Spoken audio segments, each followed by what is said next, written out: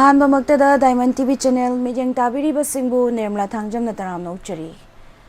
हजि लांथोकचरी लैबाकनिंगबा इसई लाइव फोन इन प्रोग्राम थरम मसिदा सिजनजरिबा मोबाइल नंबर अमुतंग निसिंजगे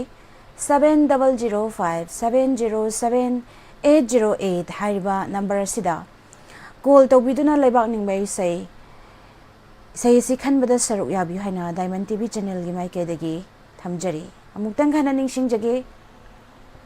7005707808 हाइरिबा नंबर असिदा कॉल तौबिरक्तुना लैबाकनिंगबा इसई थौरम असिबु मपुंग फानबियु सरुक याबियु हाइजरी असिगी अहानबा कॉलर दो कनानो हाइबदु येंगमिनसि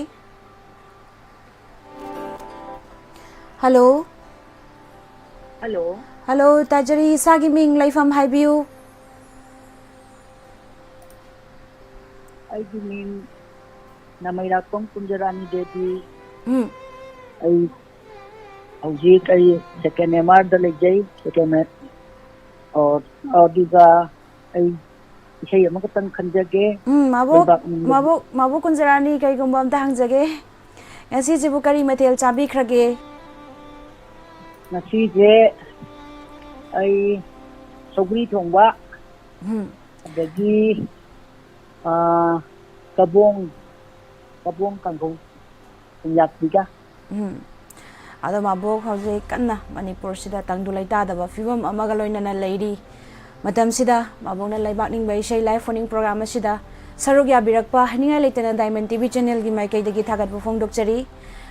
mayam na sena khangbira ba padam sri awardee madam abo kunjarani na mai rakpam taram nokchari karam bai sei khanbi doina mabo ai jiki matam jida matam ga kanaba du yamna manipur gi irang che tangdu leita da ba taru ba pau kudima puning de thak nipa aduna ik mahai wahi simak hai bisu thamoi je thak ni aduna ai leibak ning bai che sai krenga chi nang gi labukta nata chimgi ikeng na ga leibak ning bai che do ko gi diamond tv gi maike de ge taje ningi thagachari mabo laibakning bai sheida chai krenga si nangi lawukta nacha singi ikheng na hari bai sei si khanbirakpa haningai leitana thagachari isai khudol tamjage mayam pum namakta asigi tangdu leita draba leiriba fibam asida isai si mayamda tribute tawjage khudol tamjari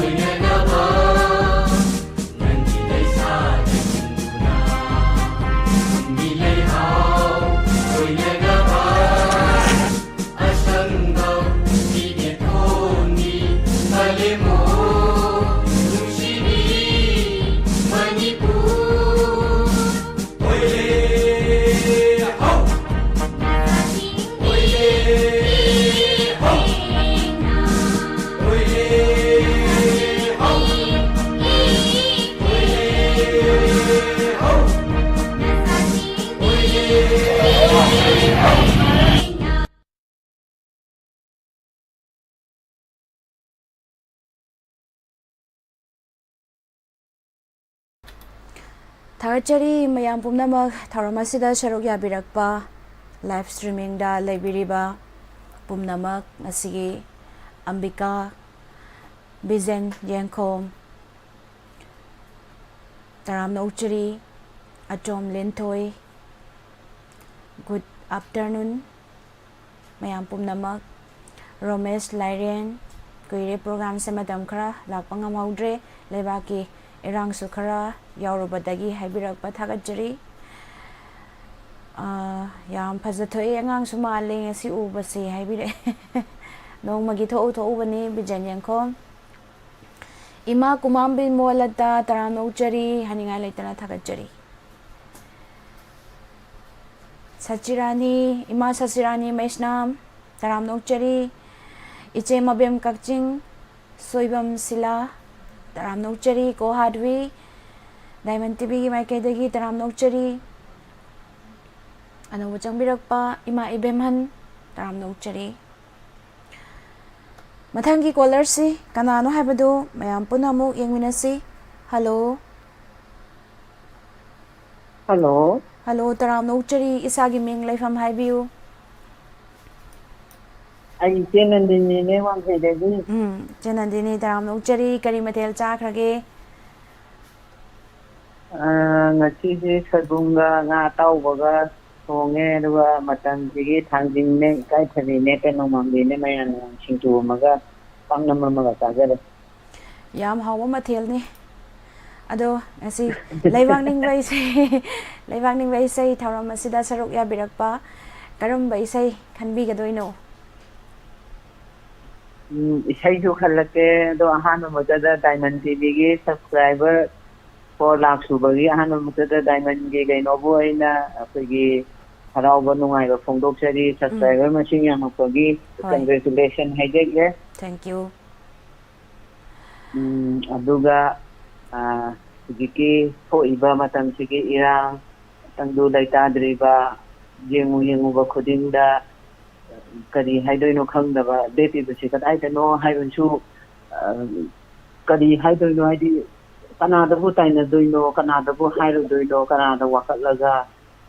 kanana tabi doino angang chawunsu tawraba loina magandi kari haidoino khangde de sumaina oirakani haibunsu khoina mangda phawo mangudaba mangasi khoigi yamna ingna tikna leiramba imalega manipur sina maisar langbase yamna thamu su yam nungai taba hoi haidi pendaba masu poe aro yam changade hajaro yado Esei ama khoigi genetics ana na iba James na dialogue horaga sayo malakeni na sakpa khare habato ado Diamond TV gi nuksibiba family punama paisata da biriba mayambiga unna amin nazage na zare ini hoi thagajari se kari haidono khangdre yam pendre tawriba thawong ngarang da ju thokriba thawong tawriba mayam se ubada yam pende kari haina kari hai ke tawno khangdre khoisu yam adubu dima koi wakhan loina ma koi chusin na batabani kananta na te I masen ni adubu akoy masen wakhan aminaraga kadno haibadugi di panthung phama di soidana laigani laitagadi yaro adubu yamna thuna panthung phamdo lakana ingna chikna panba mahoksagi manipur do amna khanjalapa oidano na ishorgi mafamdani dari thagajari Esei kudol tamjage asi yai fare hari ba Esei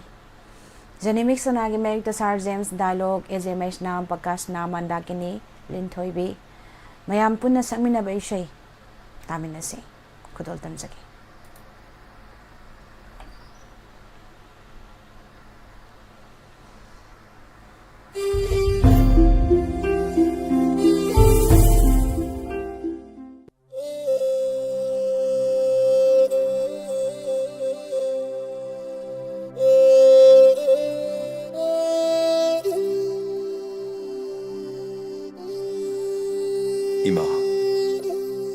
Ima nungsibi natambak na chawi na poksaba kaya gimatik sakthuk sa ningay huwediba Ima nungsibi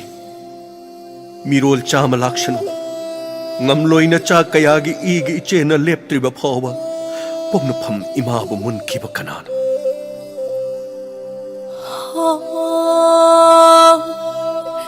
pari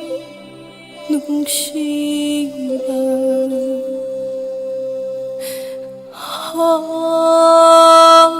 halik mo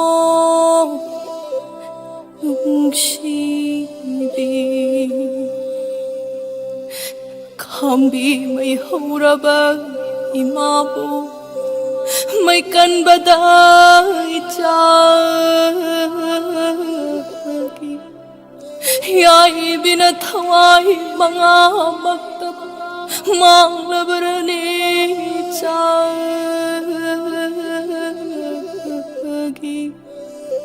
imaki pari imong kau gini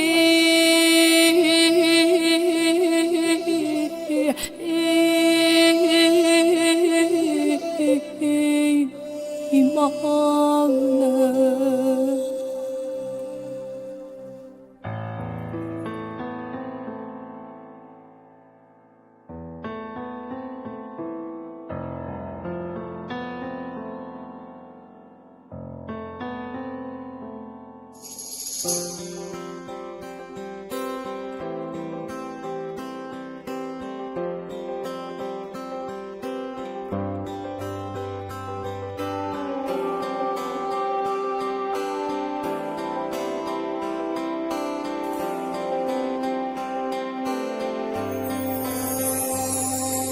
Pale mamagi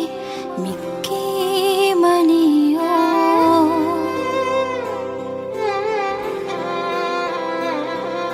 Pale mamagi Mickey Maniyo Ayuki na koro Ahingi na taja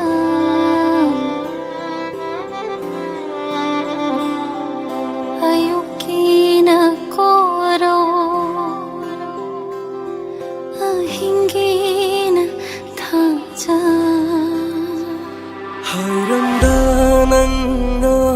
chatlabara Halagpayadrava lambiduda Hayrandanan na chatlabara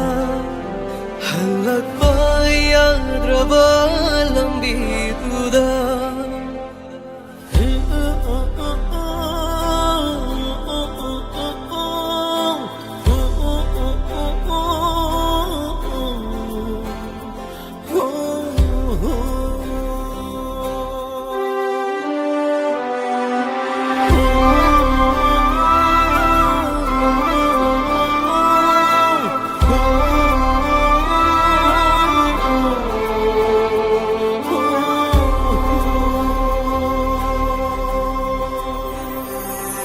Hagsang kanagi thawai oi banangbu Kauri bashe moktan khumla khone nangbu Hagsang kanagi thawai oi banangbu Kauri bashe moktan khumla khone nangbu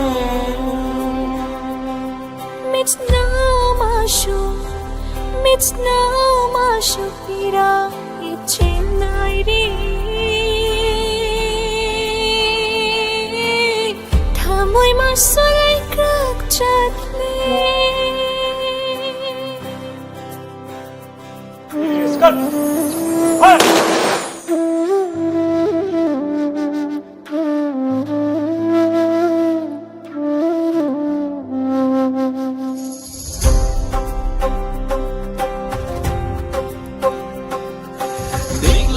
Sana layrang pay na balim kaya na pambong tanggat Okliyan ang bungay riyay at tamba Miklokot sana layrang pay na balim kaya na pambong tanggat Okliyan ang bungay riyay at tamba Imagi pari Imagi imo Jen kano langam Hiral pay do na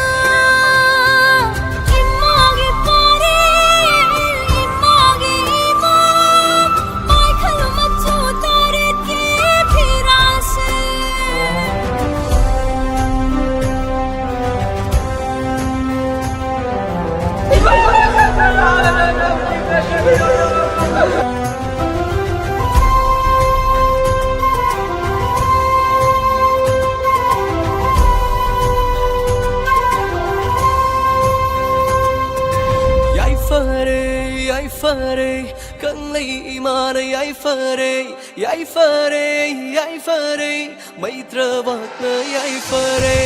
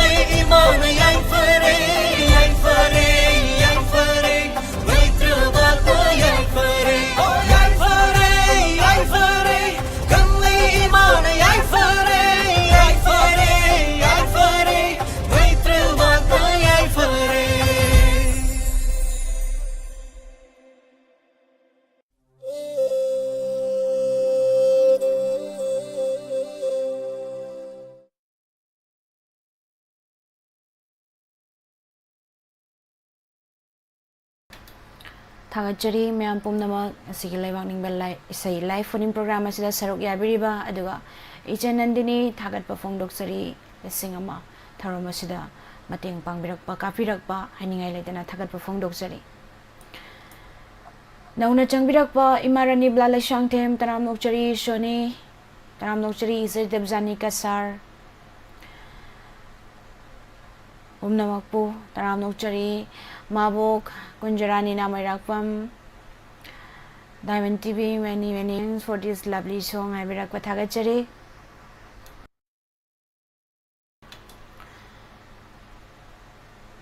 Thamoi sipu bangamdre ima kayagi makeup mirakhol tananileng asi I birakpa Kanglaipak Maitrabak Maitai Leibak Duga punsiba Maitai taram nokchari Chenandini Nang nagchangbirak po da Abdullah taram nokchari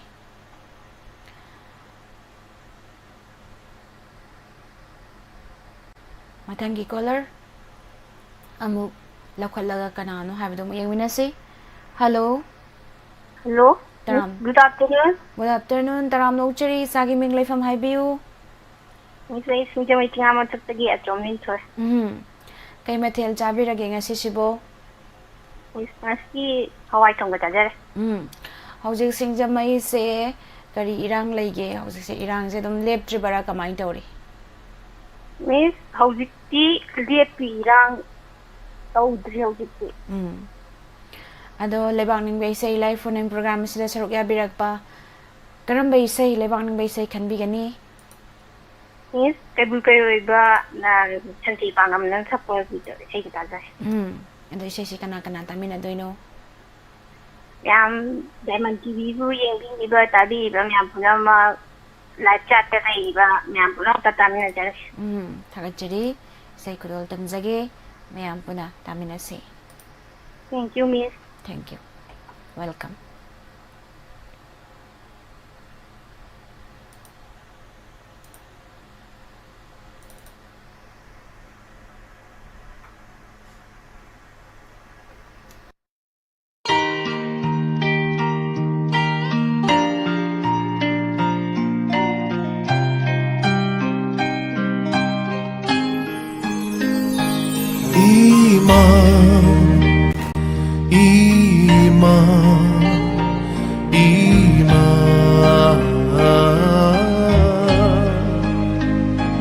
Wajabat masaruk oirabi Onthok nasu narai bhakti dako Jingi Leipak ima kang Leipak Ngamlak tare na tau sa iyong bada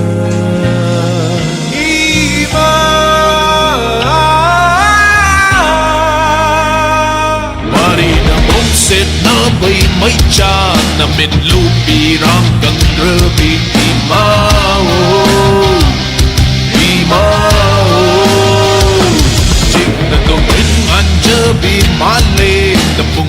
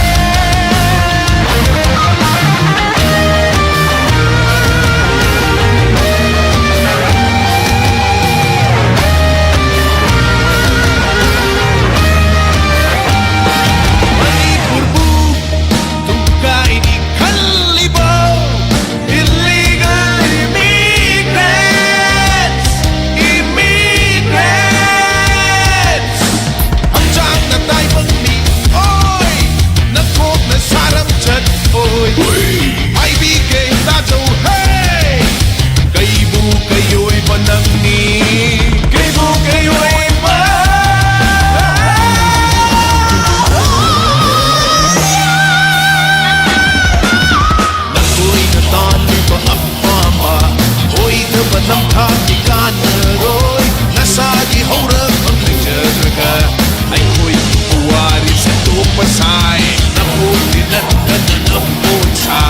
ꯏꯀꯥꯏꯕ ꯈꯪꯗꯕꯩ ꯍꯤꯗꯥꯛ ꯂꯩꯇꯦ ꯅꯈꯣꯡꯕꯨ ꯆꯪꯖꯐꯝ ꯄꯤꯕꯤꯔꯒ ꯇꯧꯕꯤꯕ ꯈꯪꯗꯕ ꯆꯥꯅꯤ ꯁꯥ ꯏꯆꯥꯕꯨꯅ ꯂꯧꯊꯣꯛꯎ ꯅꯆꯥ ꯁꯨꯝꯒꯦ ꯍꯥꯏꯕꯗꯤ ꯌꯨꯝꯇꯥꯡꯕꯅ ꯀꯩꯅꯥꯕꯅ ꯂꯝꯆꯠꯅꯤ ꯅꯈꯣꯏꯒꯤ ꯍꯧꯔꯛꯐꯝ ꯈꯪꯗꯕꯩ ꯂꯤꯆꯠ ꯆꯠꯄ ꯆꯠꯈ꯭ꯔꯣ ꯍꯟꯈ꯭ꯔꯣ ꯅꯥꯔꯣꯝꯗ ꯅꯄꯥꯅ ꯄꯨꯅ ꯇꯝꯕꯤꯔꯝꯕ ꯂꯝꯗꯝ ꯅꯠꯇꯦ ꯀꯪꯂꯩꯄꯥꯛ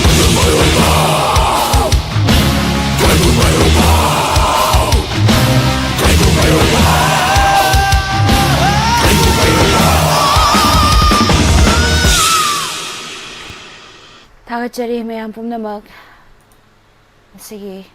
ꯃꯅꯤꯄꯨꯔꯒꯤ ꯇꯪꯗꯨ ꯂꯩꯇꯥꯗ꯭ꯔꯕ ꯐꯤꯕꯝ ꯑꯁꯤꯗ ꯄꯥꯡꯊꯣꯛꯆꯔꯤꯕ ꯂꯩꯕꯥꯛꯅꯤꯡꯕ ꯏꯁꯩ ꯂꯥꯏꯚ ꯐꯣꯟ ꯏꯟ ꯄ꯭ꯔꯣꯒ꯭ꯔꯥꯝ ꯊꯧꯔꯝ ꯑꯁꯤꯗ ꯁꯔꯨꯛ ꯌꯥꯕꯤꯔꯤꯕꯁꯤꯡ ꯍꯥꯏꯅꯤꯡꯉꯥꯏ ꯂꯩꯇꯅ ꯊꯥꯒꯠꯄ ꯐꯣꯡꯗꯣꯛꯆꯔꯤ ꯑꯗꯨꯒ ꯅꯧꯅ ꯆꯪꯕꯤꯔꯛꯂꯤꯕꯁꯤꯡꯕꯨꯁꯨ ꯇꯔꯥꯝꯅ ꯑꯣꯛꯆꯔꯤ ꯃꯊꯪꯒꯤ ꯀꯣꯂꯔ ꯑꯃꯃꯨꯛ ꯂꯧꯈꯠꯆꯒꯦ hello hello miss Ahmadpur miss पुलकत नजरी गंगारानी कोलकाता में ꯏꯆꯦ ꯒꯪꯒꯥꯔꯥꯅꯤ ꯇꯔꯥꯝꯅ ꯑꯣꯛꯆꯔꯤ ꯀꯔꯤ ꯃꯊꯦꯜ ꯆꯥꯈ꯭ꯔꯒꯦ ꯉꯁꯤꯁꯤꯕꯣ मिस अꯩꯈꯣꯏꯒꯤ ꯆꯤꯀꯟꯒ ꯃꯥꯏꯔꯦꯟꯒ ꯑꯩꯈꯣꯏꯒꯤ ꯁꯥꯛ ꯑꯣꯏꯅ ꯇꯧꯔꯦ ꯑꯗꯒꯤ ꯑꯃꯅ ꯑꯩꯈꯣꯏ ꯀꯪꯂꯥꯌꯦꯟ ꯁꯤꯡꯖꯨ ꯑꯃ ꯁꯨꯔꯦ ꯑꯗꯣ ꯀꯔꯝꯕ ꯂꯩꯕꯥꯛꯅꯤꯡꯕ ꯏꯁꯩ ꯈꯟꯕꯤꯗꯣꯏꯅꯣ मिस ꯑꯩꯈꯣꯏꯒꯤ ꯗꯨꯔꯥꯟ ꯃꯥꯏꯕꯝꯅ ꯁꯛꯄ ꯂꯝꯗꯝ ꯇꯥꯡꯅ ꯂꯩꯔꯁꯨ ꯏꯃꯥ ꯅꯪꯕꯨꯗꯤ ꯅꯨꯡꯁꯤꯅ ꯇꯧꯕꯗꯣ ꯑꯗꯨꯒꯤ ꯏꯁꯩꯗꯣ ꯌꯥꯝ ꯐꯖꯕ ꯏꯁꯩꯅꯤ ꯈꯟꯕꯕꯨꯗꯤ ꯍꯣꯏ ꯈꯟꯕꯨꯗꯤ ꯑꯩꯅ ꯃꯌꯥꯝ ꯈꯜꯂꯦ ꯑꯗꯨ ꯑꯣꯏꯔꯁꯨ ꯑꯩ ꯊꯋꯥꯏꯅ ꯈꯣꯏꯗꯥꯖꯕ ꯑꯗꯣ ꯇꯥꯕꯒꯤꯁꯨ ꯄꯦꯟꯕ ꯅꯥꯏꯗꯕ ꯏꯁꯩꯅꯤ ꯂꯝꯗꯝ ꯇꯥꯟꯅ ꯂꯩꯔꯕꯁꯨ ꯅꯪꯕꯨ ꯅꯨꯡꯁꯤ ꯍꯦ ꯏꯃꯥ ꯍꯥꯏꯔꯤꯁꯤꯀꯣ ꯍꯣꯏ ꯌꯥꯝꯅ ꯐꯖꯕ ꯏꯁꯩꯅꯤ ꯑꯗꯨꯒ ꯑꯩꯅꯁꯨ ꯌꯥꯝꯅ ꯄꯥꯝꯖꯕ ꯇꯥꯔꯤꯈꯩꯁꯨ ꯄꯦꯟꯕ ꯅꯥꯏꯗꯕ ꯏꯁꯩ ꯑꯃ ꯈꯟꯕꯤꯔꯛꯏ ꯊꯥꯒꯠꯆꯔꯤ ꯏꯆꯦ ꯒꯪꯒꯥꯔꯥꯅꯤ ꯀꯅꯥ ꯀꯅꯥ ꯇꯥꯃꯤꯟꯅꯒꯅꯤ मिस ꯑꯩꯈꯣꯏꯒꯤ ꯂꯦꯞꯇꯣꯞꯇ ꯂꯩꯔꯤꯕ ꯑꯗꯒꯤ ꯇꯤꯚꯤ ꯆꯦꯅꯦꯜꯁꯤꯕꯨ ꯌꯦꯡꯕꯤꯔꯤꯕ ꯃꯌꯥꯝꯒ ꯄꯨꯟꯅ ꯑꯗꯨꯝ ꯇꯥꯃꯤꯟꯅꯖꯔꯦ ꯑꯗꯨꯝ ꯊꯥꯒꯠꯆꯔꯤ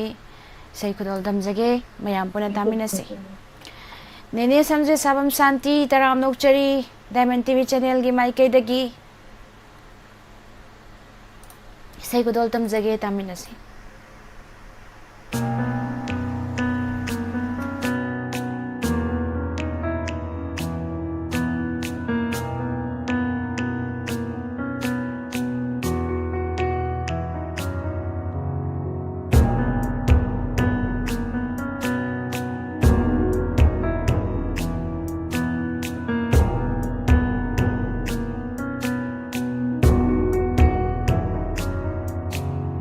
ꯂꯝꯗꯝ ꯇꯥꯝꯅ ꯂꯩꯔꯕꯁꯨ ꯅꯪꯕꯨ ꯅꯨꯡꯁꯤꯍꯦ ꯏꯃꯥ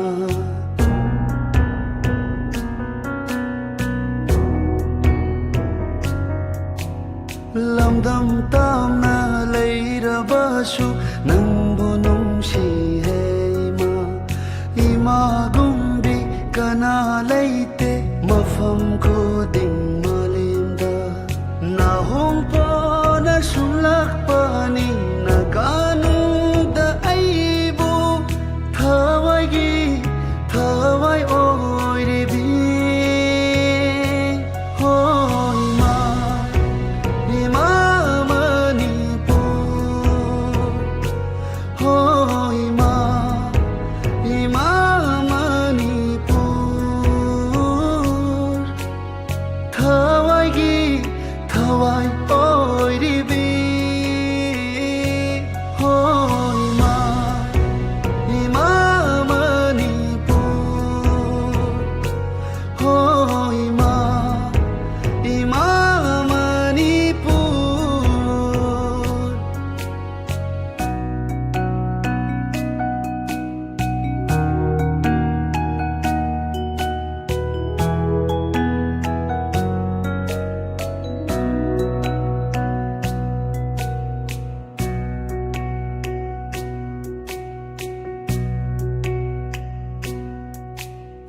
thawai kaya pontha oiki imagi ngamkhai kan bada kan wari singdona thauna piri pangal oiri nacha ai khoigi ngashisu Nijari aishu na famdagi na chana mingchat imagi purap tu na khulang laman sing jage hoi ma ima manipur hoi ma ima manipur hoi ma ima manipur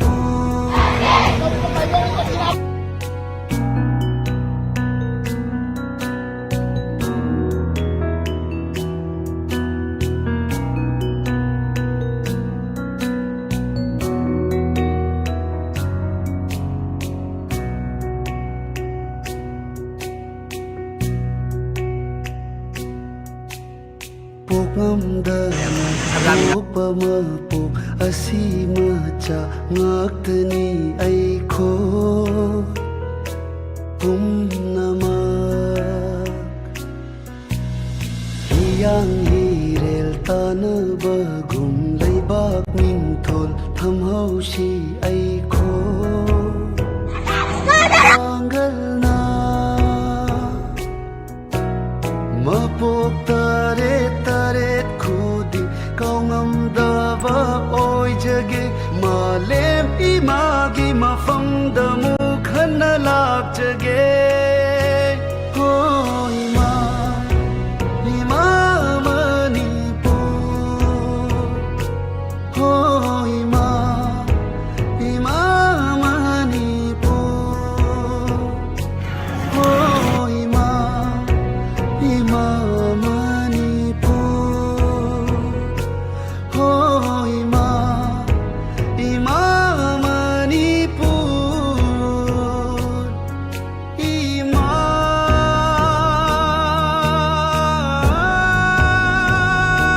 ima nungsibima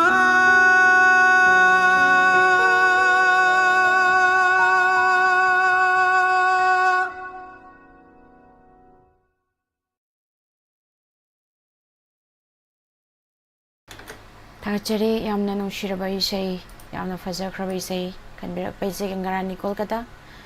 thagatpa phongdokchari isei yamna fajai haibirakpa isei Nandini na isei gangarani gi isei sibu thagatpirakpa thagachari Diamond TV maikaidagisu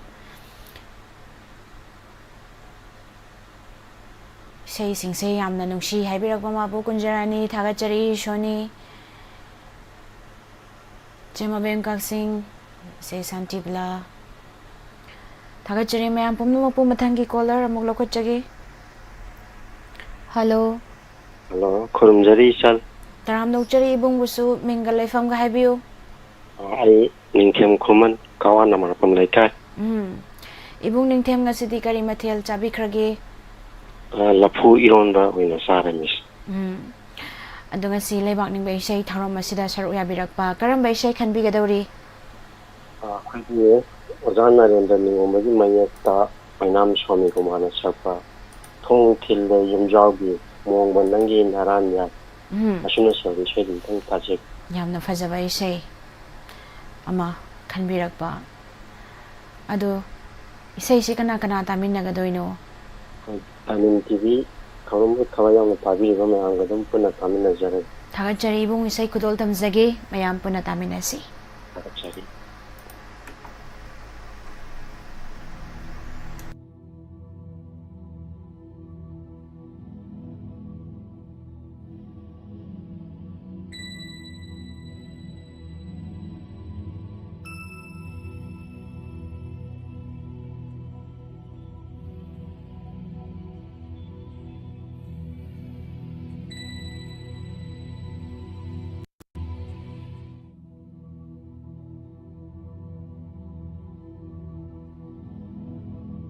오자부 쿠름제리 나코 요라브로 하글로 세세세세 이블로레 이세예세 마트와이 발한두나 मणिपुरगी काचिन कोया सिन्म थुंगना सक्तुना ताहलु इसेयेसिना मांगथरग लिब खुनाये सिबु नौना सेंगटपदा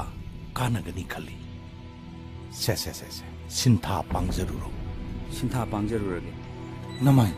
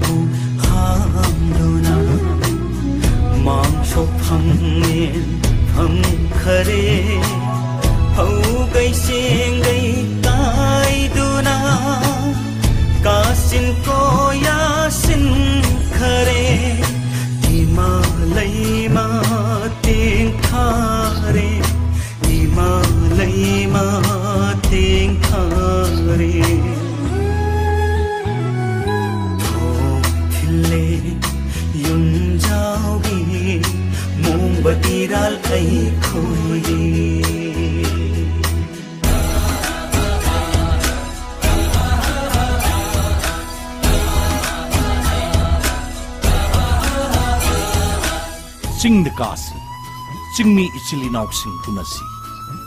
चिंगमी तमी अमत्तु ओइबगी अपुन्बु खोलाव पुन्न लौमिनसी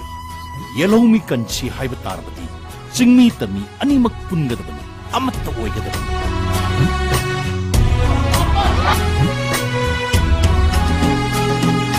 सागै शालाई पुनसिल्लो मजोई ताबा ताशिल्लो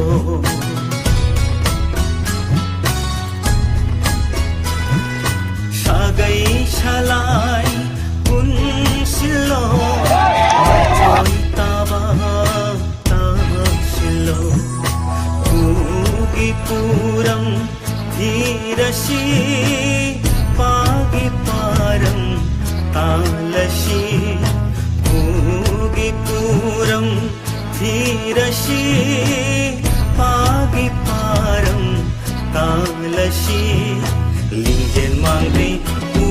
lasi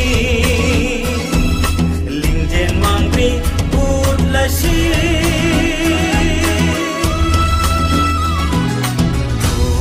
thile yung dawgi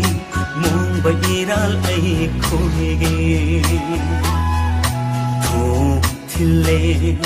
yung dawgi mong bairal ai khoige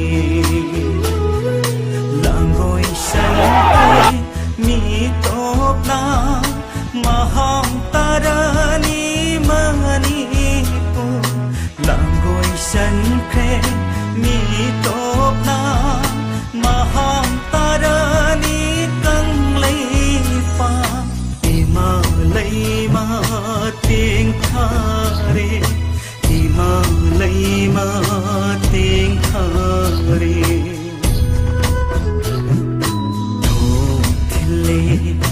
yung jaugi mong bairal ai khoigi mong bairal ai khoigi mong bairal ai khoigi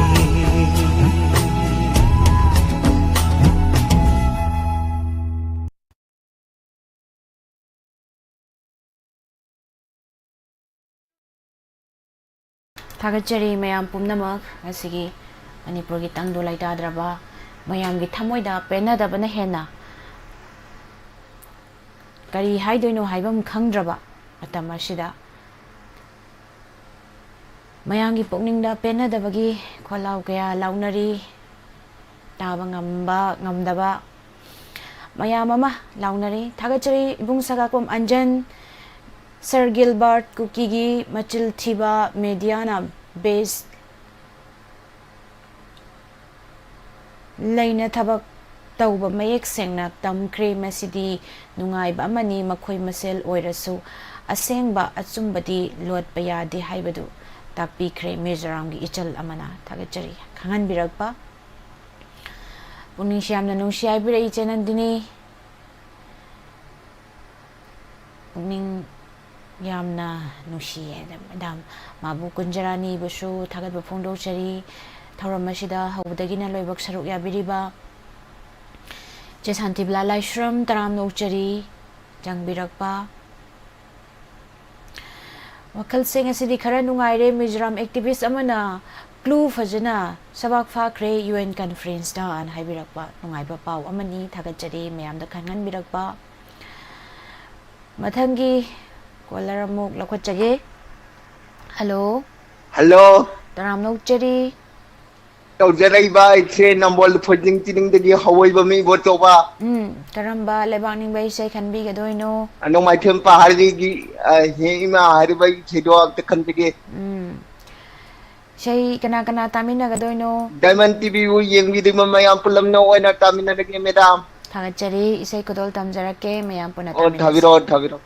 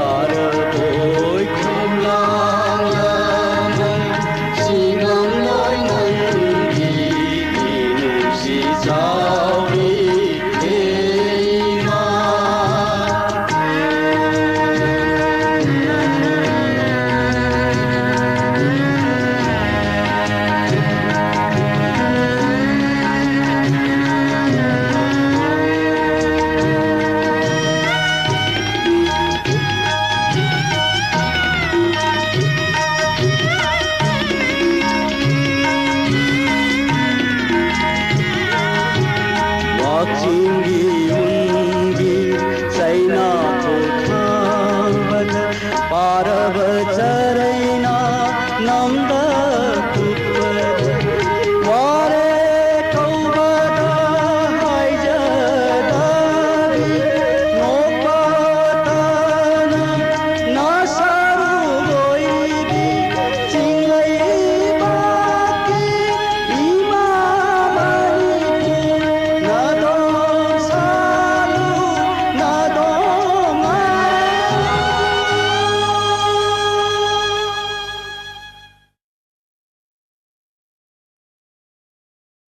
Thagachari mayam pumnamak Leibakningba isei yamna nungshiraba emotional oiraba isei kya khanbirakpa thagatpa phongdokchari aduga ngasidi ima yamna ningsingi haiba mabo kunjarani puning phathabiyu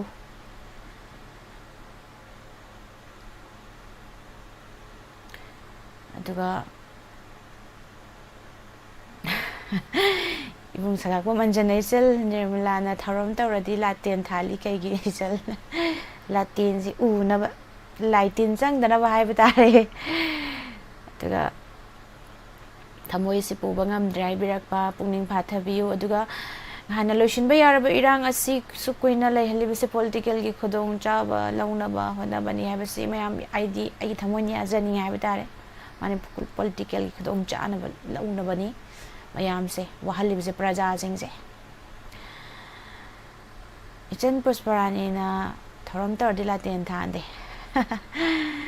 ai magi pamjaba have background have duni bung sagakpa manjan thagachari hai birakpa bicham yam gi chin mail thamlaga irang loishin gani khanbra na hai bini nabakishor karamcha good evening taram nauchari diamond tv channel gi mai kai dagi video fangjare ibung conference adugi video ni haipirakpa video fangjare thagachari mayam pumnamak aduga mathangi caller mula khotjage hello hello taram nauchari sagi ming laifam haibiu samulogdagi rosibina kari mathel chabi khargi ngasi sibu asi hawai thongba chare jene karamba Leibakningba isei khanbi ga dauri Senior Malana Sakpa Ima Ponga from London Hava James na Iba Sayang by Say the Tajak Sir James na isei sige mayek ibiba madi isei si surpan bibani aduga aina Leibakningba isei sibu saksakhibani thagachari khanbirakpa rosibina samurogdagi isei kana kana taminagani Diamond TV channel yembriba madi tabi mayam ga taminajar thagachari isei khudol tamjagi mayam puna taminasi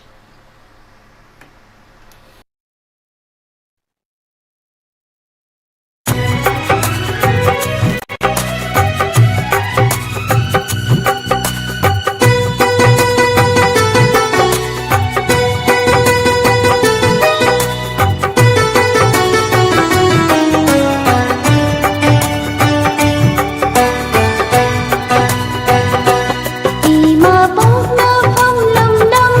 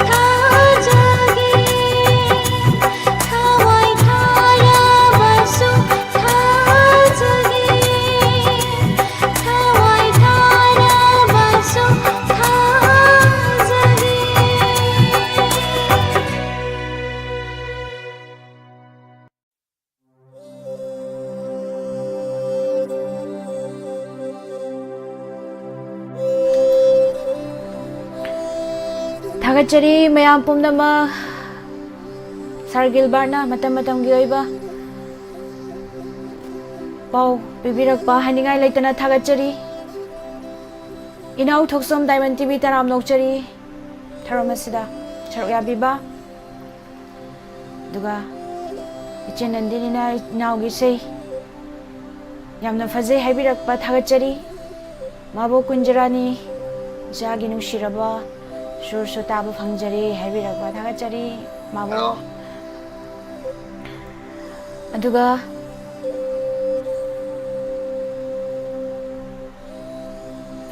Inau Nirmala Suisei ma khudol tambirak pa yaroidra ai khonau di phajale adu bu yengjage mati ama dum yengjage ko hadwi internet yarudre sei du tha khrabra ebirai Ramesh Lairen pukning galoina sontha khreda pukning galoina sontha khreda adu ganga sige aroi ba collar ma galo khachage adu isei mate ma khudol tamjage Hello. Hello. Taram Nokchari isagi ming lai from Highview. Ay sajing de gidin ay korongan ma mai Ming amuk tang Highview. korongan ma mai Korongan ba. Kari mathel chabi khrage. Ay ngasi yan ma yan thong ma sai. Karamba Leibakningba Esei khan bi doino. Hello. Tai ang bol adum ya thangona ithaido Hoi. adum ta tajage na Adu isei kana kana tamina gani. ai ni bi tamina do abi diamond ido sija yang bini ko tabi ren develop tamina Thagachari. Sei kudol damjage mayam puna tamina singa sige aroi ba collar ni.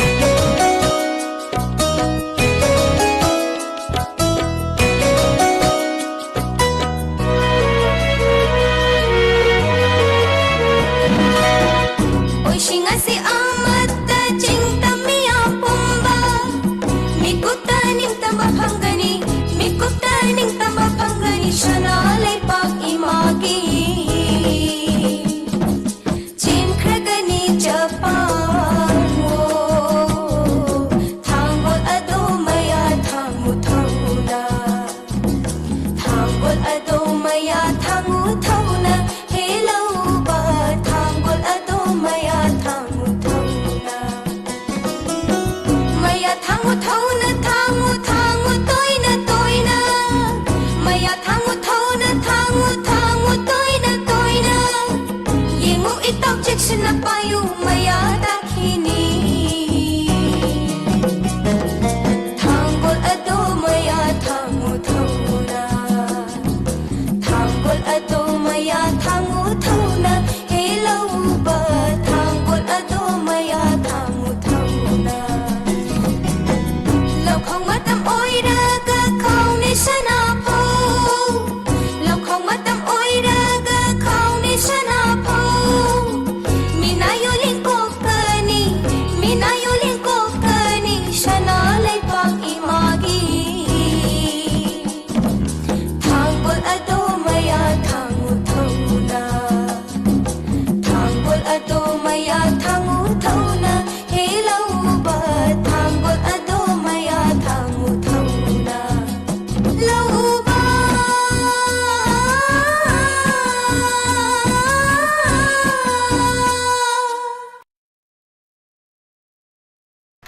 Thagachari Irawat ki Esei Langban thana yauroksalakpasida Esei sanaba Esei khanbirakpa thagachari asigi Esei aroiba caller ni aduga losilakpada ichenandini na Esei ama khudol tambiramu haibi adubu ai khonjel khanau sikara phajili ado ai yengjage yoibu yahenba mapari taram nokchari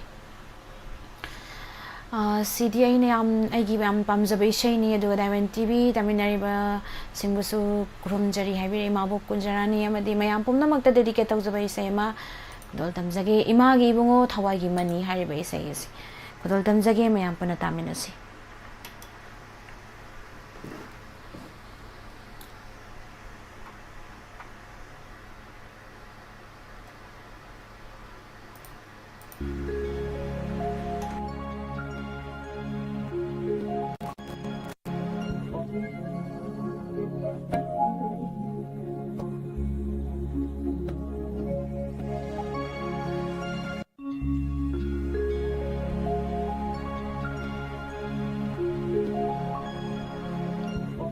Pari mani mamana Tamyana kori jin bakan Kamnung shawa tan kraba Gauri machabu mong pham da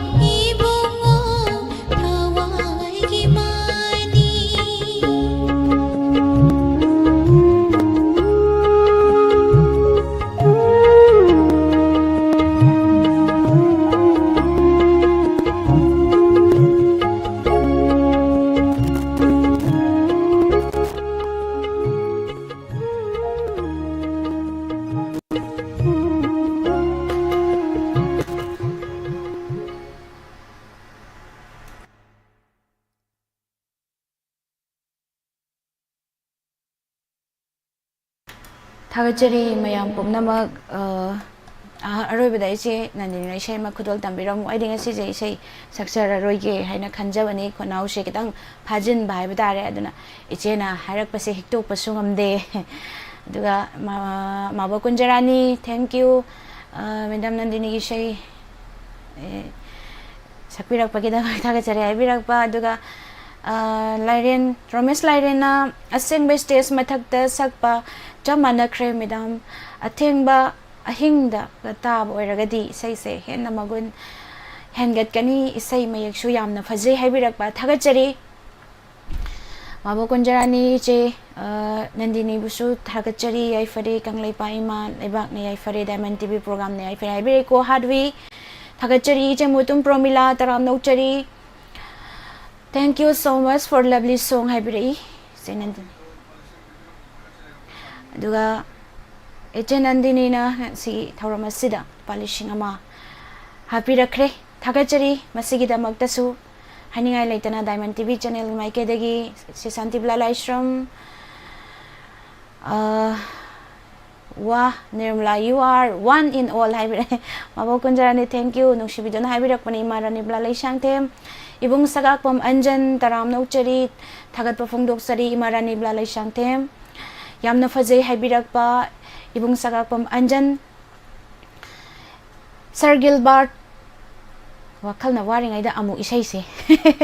mathang da de mu nungaiba mamuk sake ngasigidi Leibakningba isai da adum ai je kano tawkhre thagachari me apuna mo rana tonjam isai khanbagi matam loirabo loikhre nga saina loibadi pung amagi program ni thagachari yam pumna magasigi mei kun gani thoi haubadagi na loiba pauba saruk yabiriba aduga Diamond TV channel Escom da Diamond TV channel migyang tabiriba pumna makpusu thagatpa phongdok sari pumna makpu amuka na Nirmala thangjamna khurumjari